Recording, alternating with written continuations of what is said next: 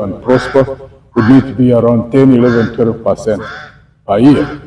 That's why we intend to re-establish support the cooperatives, the re-establishment of the cooperative bank, and also to ensure that we reinforce agricultural credit that can be either through commercial banks or have a full-fledged agricultural bank dedicated to nothing else but to support agricultural activities in those three areas that we've talked about. Because if you concentrate on those three areas and you lift the population up, that's 70% of the population.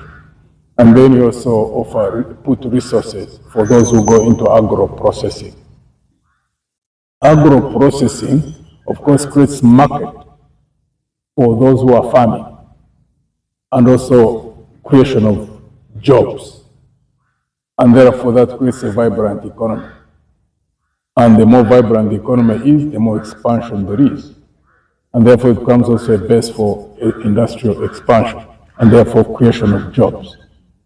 And by that, once it's done in a disciplined, consistent way, you lift the population out of poverty. Then there are areas like tourism.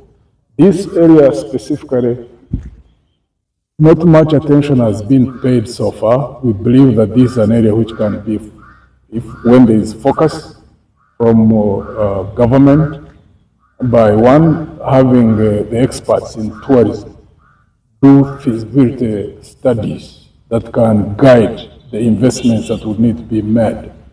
Because there is a stretch of navigable water right from Murchison Falls, and you go below the Pakwach Bridge until Dufire, where the river exits, River Nile exits. That whole stretch is navigable.